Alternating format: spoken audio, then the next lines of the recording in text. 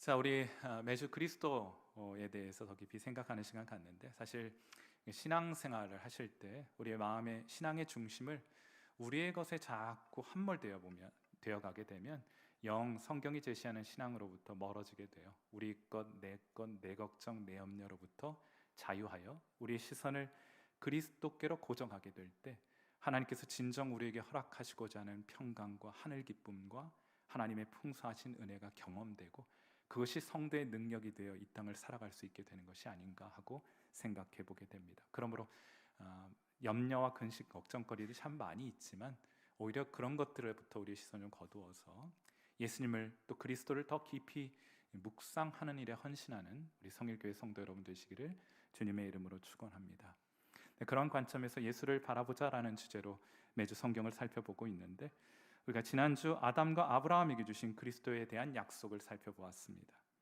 그는 여자의 후손 가운데 한 사람으로 태어나셔서 사탄의 권세를 깨뜨리실 분입니다.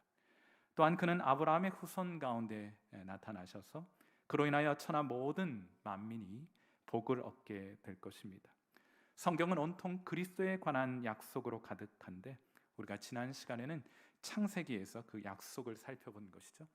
오늘은 모세, 그리고 다윗, 그리고 구약의 선지자들에게 주신 그리스도에 대한 약속을 아주 개괄적으로 살펴보게 될 것입니다. 자, 그러면 우리가 지난 시간에 이어 이번 주에 걸쳐 설교를 통해 구약 전체를 그리스도에 대한 약속이라는 주제를 가지고 한번 살펴보게 되는 셈이 되는 것이죠. 오늘 설교에는 세 가지 요점이 있습니다. 그 첫째 요점은 이것인데, 하나님은 우리와 언약을 맺으시는 분이십니다. 하나님께서는 영원전 그리스도를 택하셨고, 또 그를 통해 구원받게 될, 그래서 하나님의 백성이 될 사람들을 선택하셨습니다. 우리는 이 세상이 창조되기 전에 그리스도의 것으로 선택받은, 택함받은 사람들이에요. 자, 그런데 그렇게 택한 것만으로 끝이 나는 것은 아니겠죠.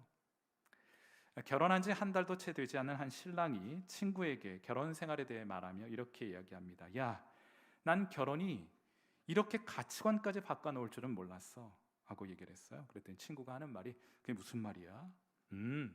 결혼 전에는 온 세상 여자들이 다 천사인 줄 알았어. 그런데 지금은 한 명 줄었어. 이렇게 얘기를 하더래요. 여러분도 동의가 되십니까? 네. 동의가 되면 큰일인데. 자, 결혼이라는 것이 그저 사랑하여서 서로 남편 될 사람, 아내 될 사람을 선택한다고 해서 결혼이 성사되는 것은 아니죠. 그 다음 단계가 있습니다. 자, 그럼 어떻게 해야 결혼 관계가 성사됩니까? 결혼식을 통해 많은 증인 앞에서 서로를 향한 책임과 의무를 다하기로 언약하게 될 때 결혼이 성사되는 것이죠. 하나님의 백성도 마찬가지입니다. 하나님이 오래전 우리를 아셨고, 영원 전부터 우리를 아셨고, 우리를 그분의 백성으로 선택하셨습니다. 자, 이제 남은 것은 무엇입니까? 언약을 통하여 실제로 하나님이 우리의 하나님 되시고 우리가 하나님의 백성 되는 과정이 남아있게 된 것이에요. 이를 위해서 하나님은 이스라엘 백성과 언약을 맺으십니다. 그리고 저와 여러분과도 언약을 맺으시는 거예요. 특별히 구약 백성들을 위해서 하나님께서는 십계명 돌판 계약서입니다. 이 계약서를 통하여 이스라엘 백성과 언약을 맺으십니다. 신명기 4장 13절, 모세는 정확하게 그 십계명 돌판의 의미를 이해했던 것이죠.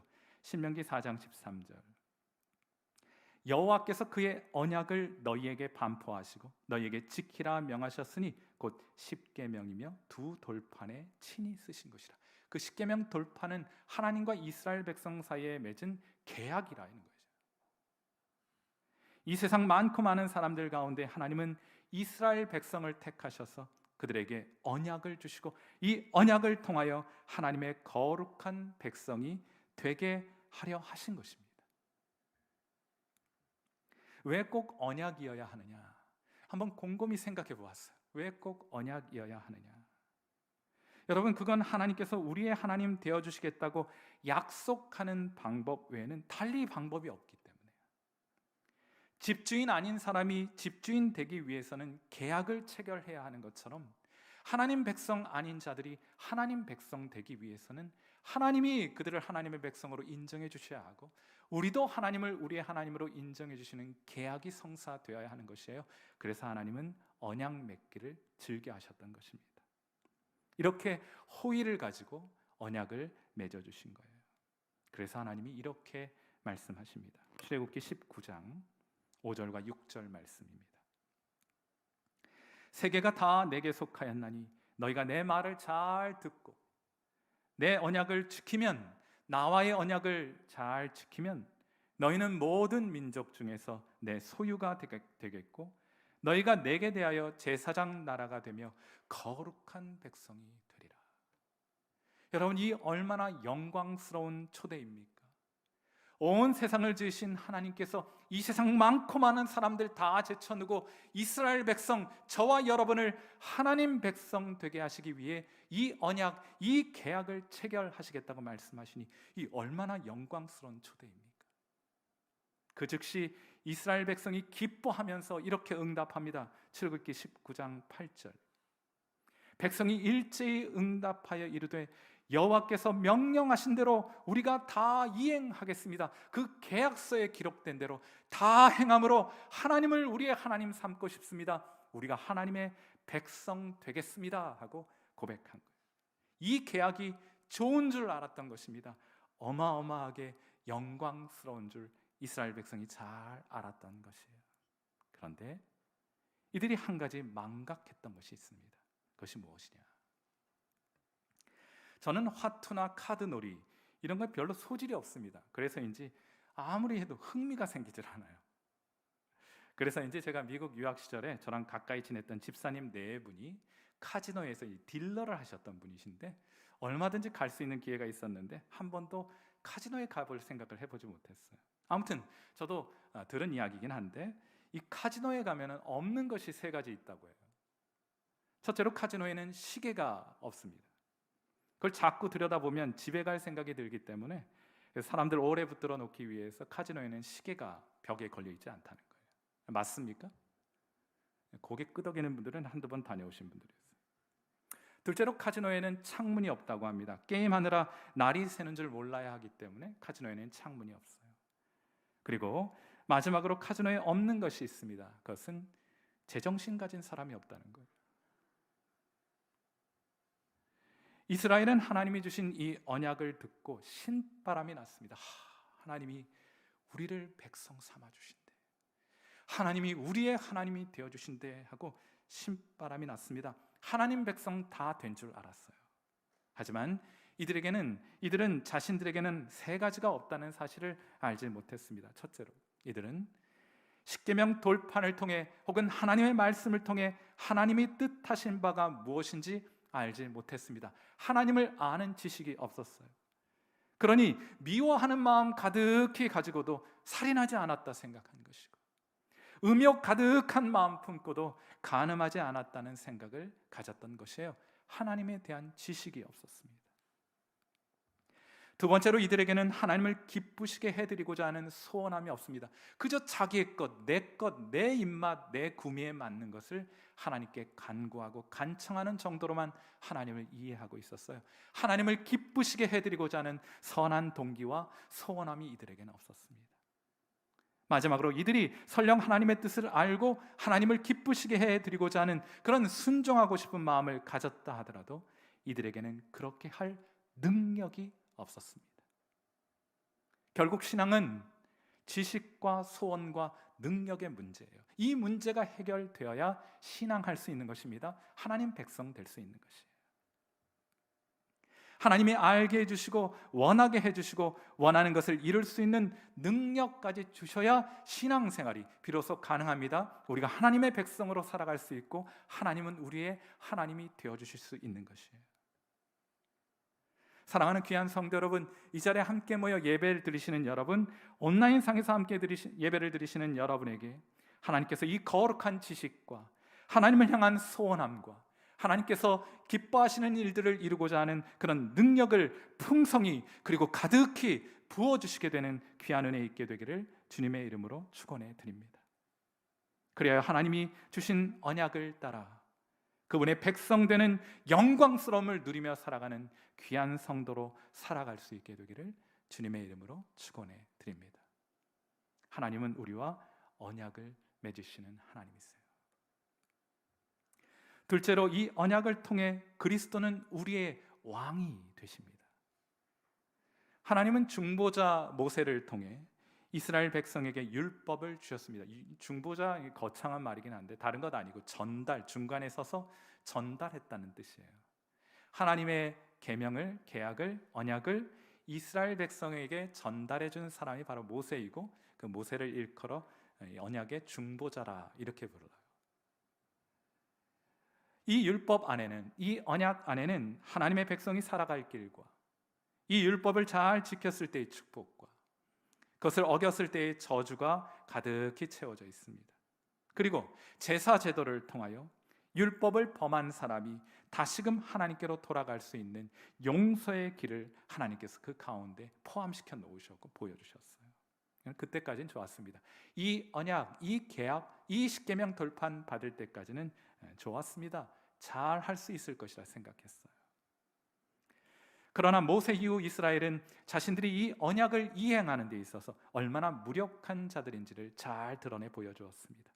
이런 방식으로는 절대로 하나님의 언약이 성립될 수 없고 그 결과 우리가 하나님 백성 될 수 없다는 것이 아주 명확해졌어요.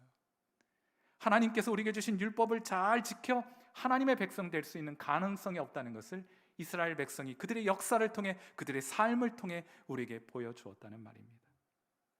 그런데 참 감사한 것은 여러분 이 계약의 당사자 중에 한쪽이 이 계약을 이행할 수 있는 능력이 없다는 것이 판명이 됐는데 참 감사한 것은 이 언약의 다른 당사자이신 하나님이 이 언약을 없었던 것으로 하지 않으셨다 하는 것이 이것이 복음이에요. 이것이 은혜입니다. 디모데후서 2장 13절 말씀을 보세요. 우리는 미쁨이 없을지라도 주는 항상 미쁘시니 자기를 부인하실 수 없으시리라. 하나님은 언약의 신실하신 하나님이심을 사도 바울도 깨닫고 이렇게 고백하는 것이 아니겠어요? 하나님은 영원전, 우리가 이 세상에 태어나기도 전에, 아니 우리가 선택되기도 전에 그리스도와 맺은 언약을 잊지 않으시는 거예요. 그에게 주신 택한 자들을 하나님은 포기하지 않으십니다. 그래서 우리 하나님은 언약의 하나님, 언약의 신실하신 하나님이라고 부르는 거예요. 저와 여러분이 섬기는 하나님은 약속하신 것에 신실하신 하나님. 우리는 미쁨이 없을지라도, 우리는 그 약속에 신실하지 않을지라도 하나님은 언제나 그 약속에 신실하신 분이기 때문에 오늘 우리가 이렇게 살아있을 수 있습니다. 오늘 우리가 이렇게 하나님께 나와 예배드릴 수 있는 것이에요. 여러분 이 언약에 신실하신 하나님 하면 제 떠오르는 것이 하나 있어요. 혹시 길병원이라고 들어보셨는지요? 가끔 TV에서 길병원 뭐 이런 병원 큰 병원인데 길병원 뭐 가천의과대학 또 경원대학교 이런 얘기들을 들어보셨을 텐데 길병원 가천의과대학 그리고 경원대학교를 포괄하는 가천길재단이라는 것이 있습니다. 거기에 로고가 여러분 화면을 통해 보시는 것처럼 바람개비가 이 가천길재단의 이 로고입니다. 여기엔 의미가 있어요. 바람개비는 바람이 불지 않으면 돌지 않습니다. 그럼 바람이 없을 때 이 바람개비를 돌리려면 어떻게 해야 돼요? 어떻게 하면 됩니까? 바람개비 들고 앞을 향해 열심히 달려가면 돼요. 그러면 바람개비가 돌아요. 그러니 이 로고에는 환경 탓하지 않고 스스로의 열심으로 바람개비를 돌리겠다는 의지가 담겨 있는 것이 아니겠습니까? 성도는 이래야 합니다. 단지 환경이 우리에게 우호적으로 바뀔 때만을 기다리는 것은 성도의 모습 아니에요. 비록 환경이 여러분에게 우호적이지 않다 할지라도 하나님 의지하고 전심으로 여러분에게 맡겨주신 사명, 그 직분 감당하기 위해 달려가게 되면 여러분 그 바람개비, 여러분의 인생의 바람개비가 돌아가는 역사가 나타나게 될 것입니다. 왜냐하면 하나님이 그런 분이시기 때문이에요. 하나님은 그냥 바람이 불기만을 기다리지 않으십니다. 바람이 없으면 직접 하나님이 열심내어 달려가심으로 언약의 바람개비를 돌리시는 분이 우리 하나님이신 줄 믿습니다.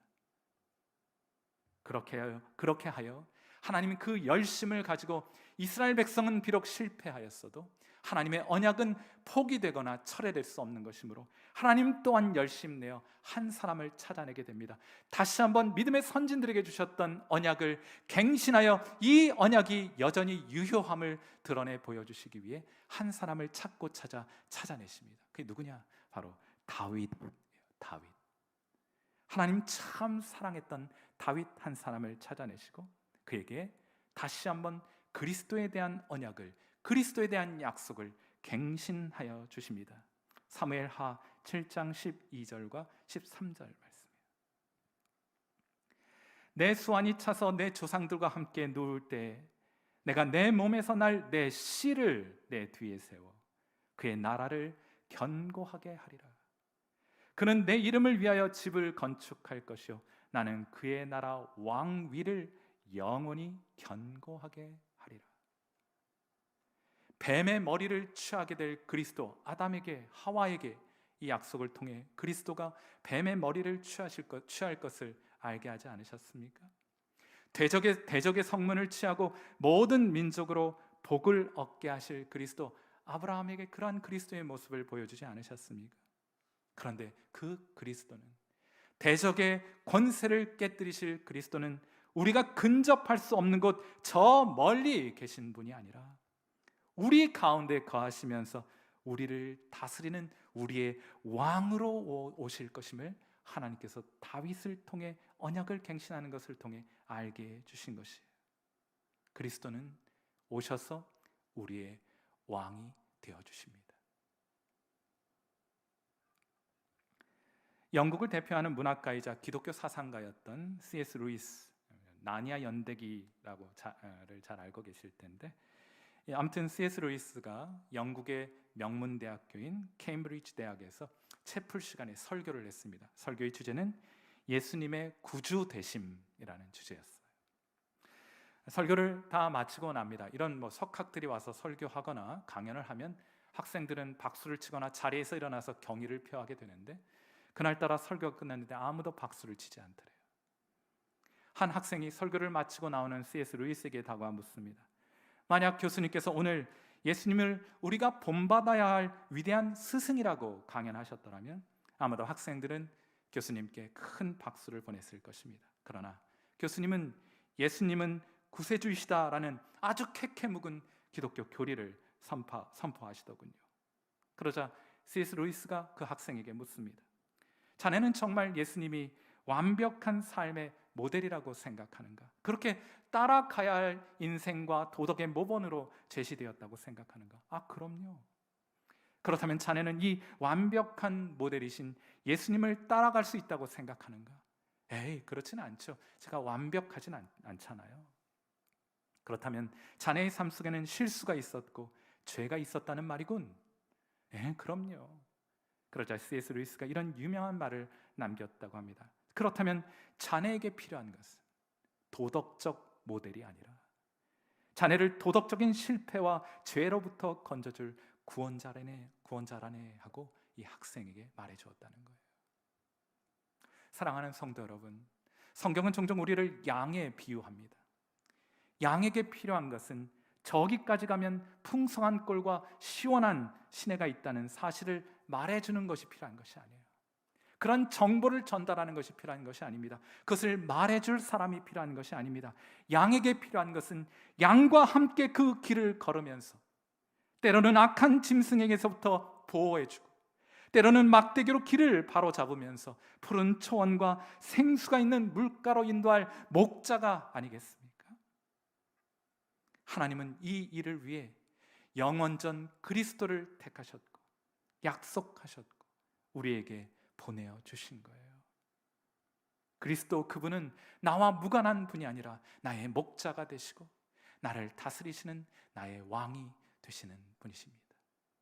이 귀한 그리스도를 우리에게 허락해 주신 하나님께 감사와 영광과 찬송을 올려드립시다. 이것이 두 번째 요점이에요. 하나님 우리와 언약을 맺으시는데 그 언약을 통해 그리스도는 우리의 왕이 되십니다. 마지막으로 그리스도는 그러므로 왕이 되셔서 우리와 함께 하시는 분이세요. 사람들은 하나님이 약속하신 이 영원한 나라가 다윗의 아들인 솔로몬을 통해 이루어지리라고 기대했을 것입니다. 하지만 솔로몬이 죽은 이후에 나라는 분열되었고 이방 민족의 침입을 받아 결국 이스라엘 북왕국, 남왕국 할 것 없이 다 멸망해버리고 말지 않습니까? 이스라엘 백성들은 뿔뿔이 흩어져서 세계 도처에 흩어지게 되는 일이 나타나게 되죠. 아니, 하나님께서 다윗의 씨를 통해 영원한 나라를 세우리라고 약속하지 않으셨습니까? 이렇게 낙심하고 있는 하나님의 백성들에게 선지자들을 하나님 보내기 시작하세요. 그때 등장한 선지자가 예레미야입니다. 예레미야가 이렇게 선포해요. 예레미야서 31장 31절 말씀입니다. 여호와의 말씀이니라.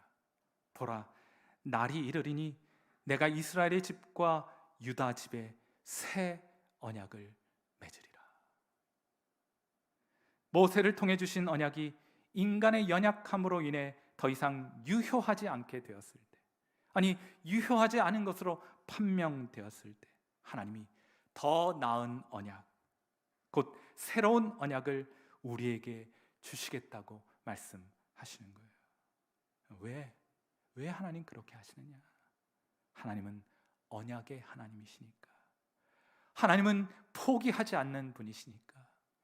옛 언약으로 되지 않는다면 새 언약을 통해서라도 내가 택한 백성의 하나님이 되고 그들은 내 백성 되게 하시리라는 하나님의 결연한 의지가 이 언약 안에 담겨 있으니까. 자, 그렇다면 이 새 언약의 핵심적인 내용은 무엇입니까? 에스겔 선지자가 등장해서 이런 그 핵심적인 내용을 이렇게 요약합니다. 에스겔서 36장 26절과 27절 말씀입니다. 자, 우리 이 말씀은 같이 한번 읽어주시길 바랍니다. 같이 읽습니다. 시작. 또 새 영을 너희 속에 두고 새 마음을 너희에게 주되 너희 육신에서 굳은 마음을 제거하고 부드러운 마음을 줄 것이며 또 내 영을 너희 속에 두어 너희로 내 율례를 행하게 하리니 너희가 내 규례를 지켜 행할지라. 장차 오실 그리스도는 우리 안에 하나님의 영, 곧 성령을 주실 분임을 약속하고 있는 거예요. 성령이 우리 가운데 오시게 될 때 우리의 이전 마음은 뜯겨 나가게 되고 새로운 마음이 우리 안에 장착되게 될 것입니다.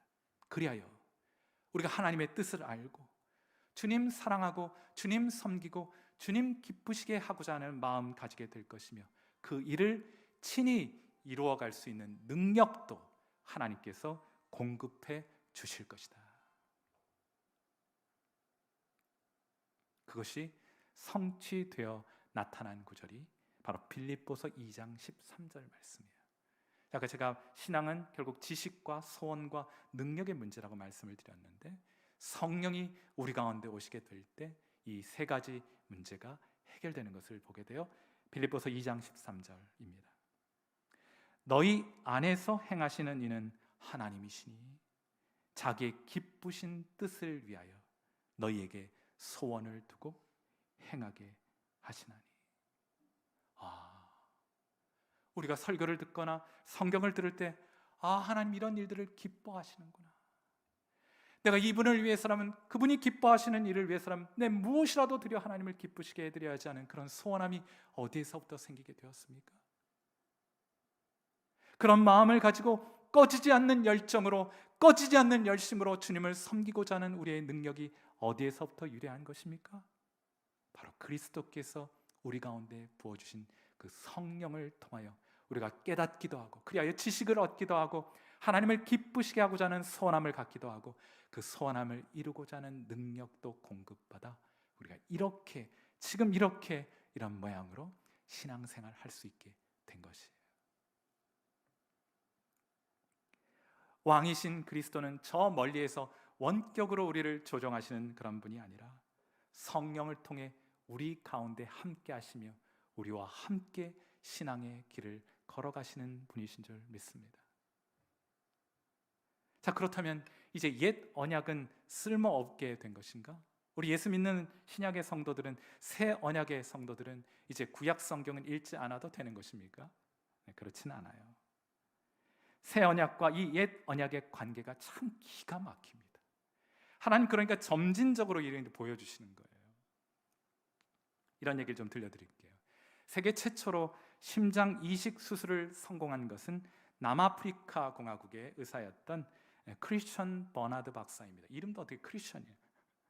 크리스천 버나드 박사가 세계 최초로 심장 이식 수술에 성공을 했습니다. 1967년 12월 3일에 있었던 일이에요. 그는 당뇨병을 가져서 심장병으로 이제 사망 선고를 받아 죽음이 얼마 남지 않은 한 남자에게 교통사고로 뇌사 상태에 빠진 한 젊은 여성의 심장을 떼어서 이식하는 수술을 하게 됩니다. 이 수술을 받고 환자는 18일 만에 세상을 떠나게 돼요.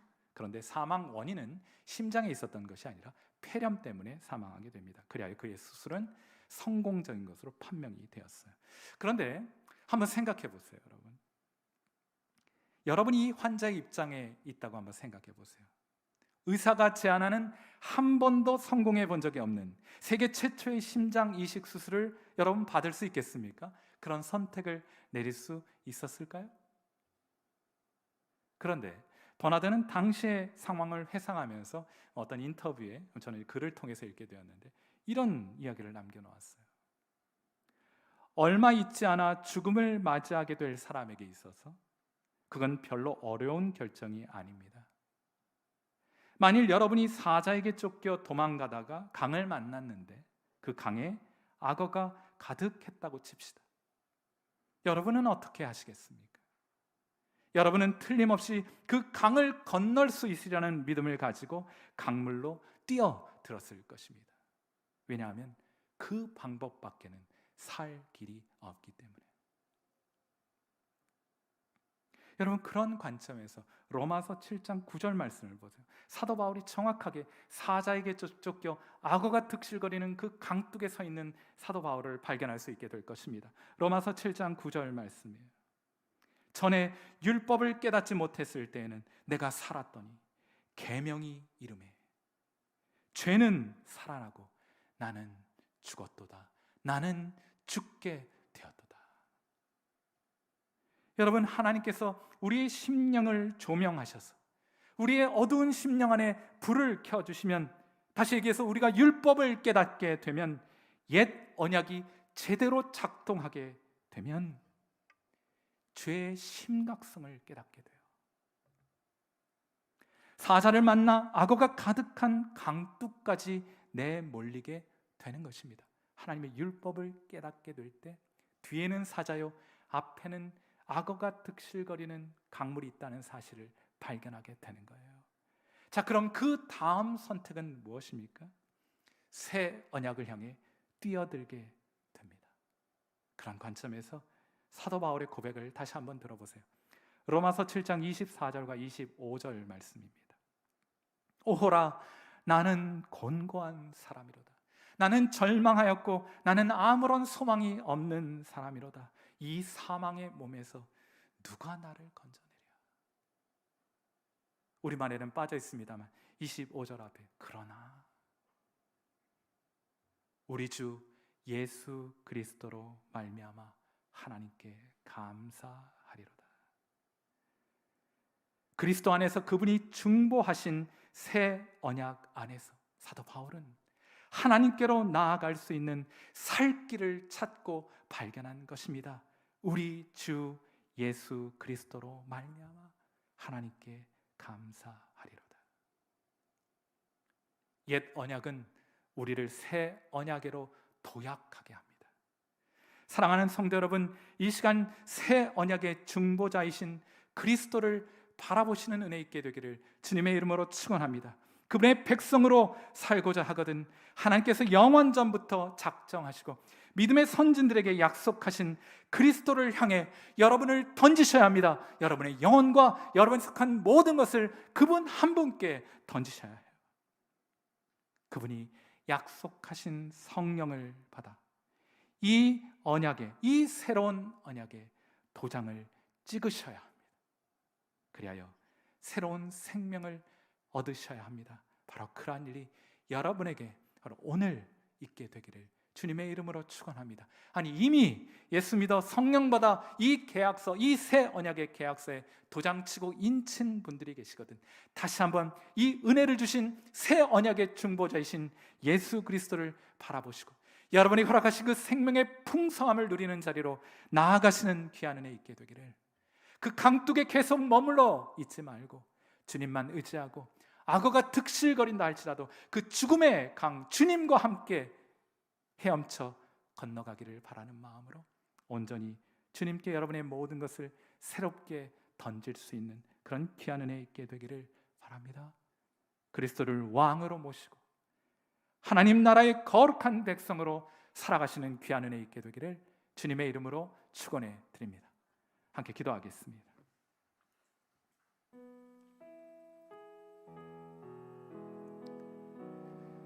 여러분, 그리스도를 깊이 묵상하면 묵상할수록 이 영광스러운 하나님의 이 계획, 우리를 향한 이 하나님의 은혜, 이 사랑, 이 작정, 이 모략, 이 하나님의 지혜, 다 설명할 수 없는, 우리 입술과 언어의 한계를 느끼고 답답해할 수밖에 없는 그런 고통이 성도들에게 있는 줄 압니다. 다만 그리하여 우리 입술로, 우리의 부족한 지식으로, 우리의 말로 이 은혜를, 이 지혜를 다 형용할 수 없으므로 그만 그쯤에서 포기하고 오히려 이 언약에 신실하신 하나님께 영광과 감사와 찬양을 돌리기로 선택하는 것이 성도의 선택이 아닐까 하고 생각해 보게 됩니다. 오늘 우리에게 그리스도를 약속해 주신, 아니 그리스도를 허락하신, 그를 통해 우리에게 성령을 부으신, 주님 알고 주님 소원하고 주님 위해 살아가고자 하는 마음 주신 그 하나님께 영광과 감사와 찬양을 올려드립시다. 여러분, 입술의 고백을 통해 하나님을 찬양하십시오. 또한 간절히 기도하기는 그리스도께서 우리의 왕으로 오셨으니 우리를 다스려 주시도록, 우리에게 성령을 가득히 부어주셔서 주님과 함께 동행하며 주의 뜻 이루며 주님을 기쁘시게 하는 성도로, 그런 거룩한 성도로 이 땅을 살아갈 수 있도록 이 시간 다시 한번 우리의 마음을 새롭게 하여 하나님 앞에 기도하는 시간 갖도록 하겠습니다. 기도하겠습니다.